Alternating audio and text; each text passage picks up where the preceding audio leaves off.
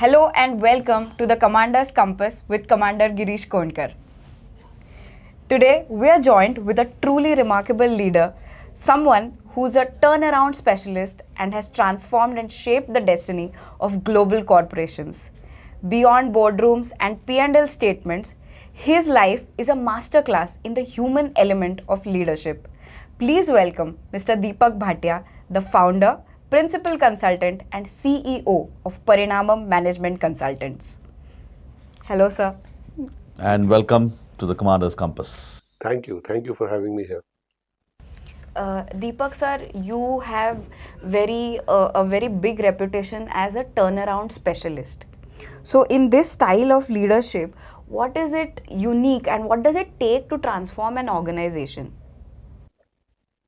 So first of all, thank you for so many nice praising words. I don't know whether it's half of them are true, but that's fine. Yes, I have been associated with quite a few turnaround. I think that gives me a kick. If 2-3 people have failed to do that assignment, I would get really excited to take it up. That some people have failed, now I'll make it happen. I think some of those things which has helped, and might not be in a copybook style, but some of the things which have helped me is, I think first thing is keep it simple. You call it KISS, keep it simple and sweet, where one need to keep the communication very simple, align whatever a goal communication, what is your milestone communication, keep it simple and sweet and keep repeating it. Right. There is nothing called over communication in these kind of matters. You keep repeating it verbally in all your forums, put it on all over the place, visibly available.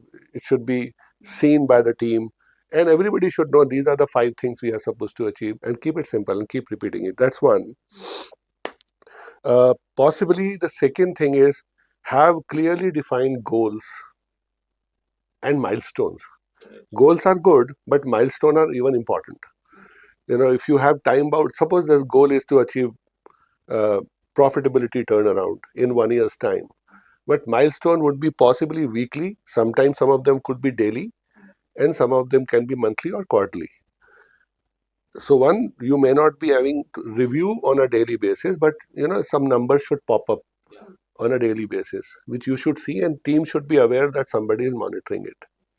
And then regularly monitor it in your reviews, possibly a once in a quarter review or once in a month review, or sometimes once in a 15 days or 10 days review. So consistently reviewing and then fine tuning. It is not necessary from in the day one you will have everything sorted out. When you come on the ground, hands on, then you will find, no, this is not working. This might have, even the goal might have to be changed or fine tuned. So continue to do it. That's the second part.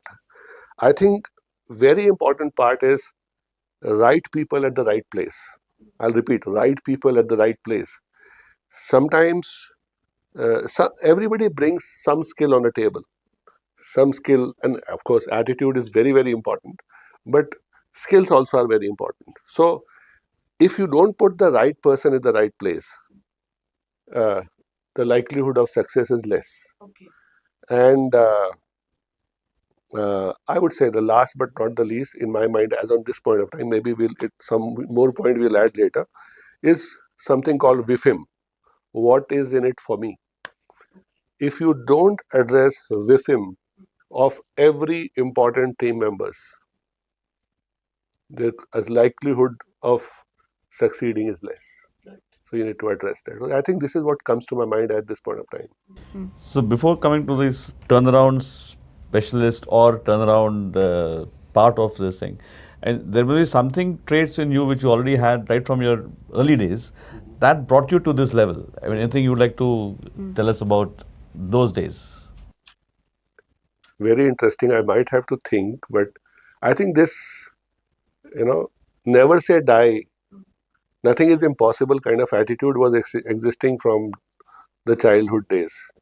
So I was always, as a child, if I was a 5-year or 7-year-old child, I'll be playing with 11, 12 years old, for 4 or 5 years elder to me.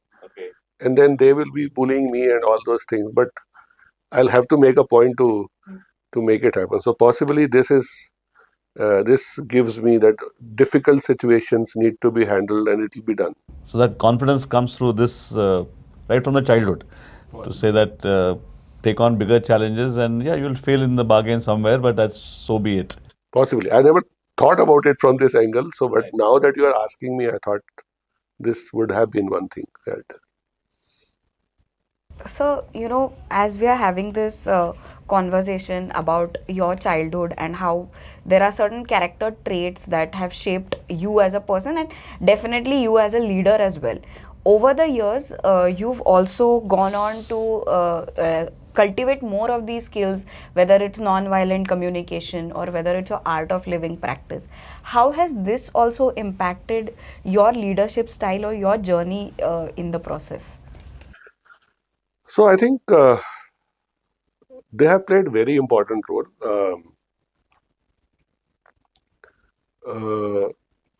So my spirituality journey started with organization prior to Art of Living, somewhere in 2000s, when I had spent 10, 12 years in the corporate life.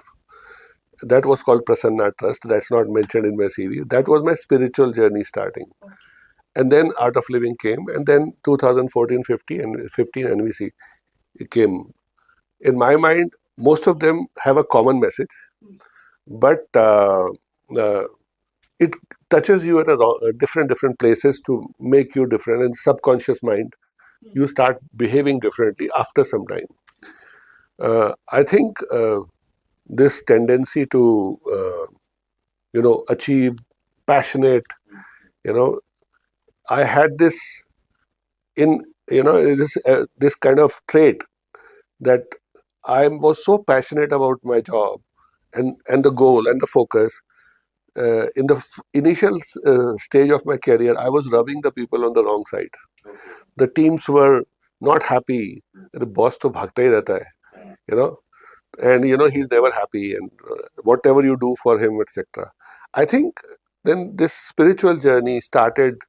That you need to tone down. You need to also establish connection before correction. Right. So that's one phrase which stuck on me, that first connect and then try and correct.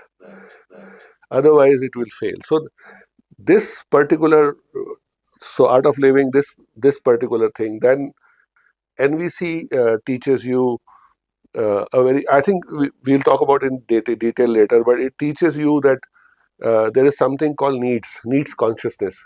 Everybody does something or not do something because of met or unmet needs. Right? And if you are able to, and another statement is, it's by Marshall Rosenberg, who started NVC across around 50, 60 years back. That's when he said that no needs are met till all the needs are met. What does that mean exactly? So we are in a team environment. Yesterday's board meeting, for example. So if there was some difficult conversation, it will always be some. When 5, 10 people are involved, it would be difficult, difference of opinions, etc. If we are not able to satisfy everybody's need, then as a group your needs are not met. So you have to ensure that everybody's needs are met to be able to move forward in a sustainable manner. Same as consensus? Possibly, yes. And consensus is more of verbal thing. NVC, though it is talks about communication, but it's all about internal. How internally it happens. You might agree with me on the face of it, but internally. Okay. And that can create a problem later on. Yeah. So in this, obviously you said that initially you're more of a go-getter sort of a thing, and then it's sort of toned down.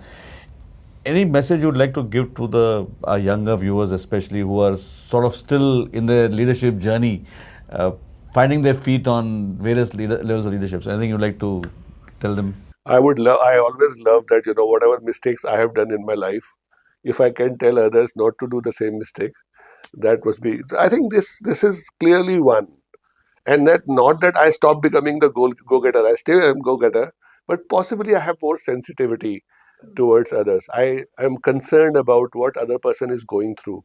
I'm connecting with them offline before connecting with them. So I think the faster we learn it in a team dynamics, now these days so many career options that there can be individual players. So IC, as we call it, in individual contributor, and the other set of people, which was traditional way of growing in a leadership role, was leadership roles.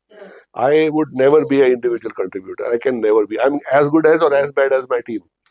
But I can always tell people that you give me the so-called worst performing team on this earth, and in 6 months' time they will become the best performing team. So that's one example I remember in Infosys. One of my senior managers, he was kind of on a PIP, as we call a performance improvement plan, and nobody was wanting to take him in his team.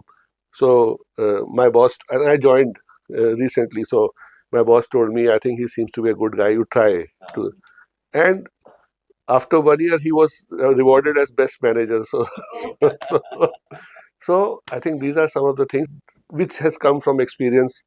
First 10 years was very ruthless, but now they will still remember me as go-getter. I will always support them, even if I'm tough on them. But now, possibly in this last 15-20 years, possibly I have also developed some connections. Empathy. Building empathy. Great word, NVC word it is. Now, how does one build empathy? And can you, since the word has come out, anything you can throw some light on? What should, let's say, I'm a young leader, I have ambitions to grow. People say, okay, Girish, you must have empathy. We all must have empathy. How does one, what is the process I should undergo without probably going to a course on NBC or something? So any quick sort of a thing, anything you can. So I think I am fond of NVC definition of empathy, and I think empathy is one of the most abused word in the corporate world, at least, not otherwise. People don't understand what is empathy. What is the difference between empathy and sympathy? People confuse between the two terms. As per NVC and as I understand, empathy is just being there and understanding. It's more subtle than you have to say something. And again, we can go take a course on what empathy is and what empathy is not.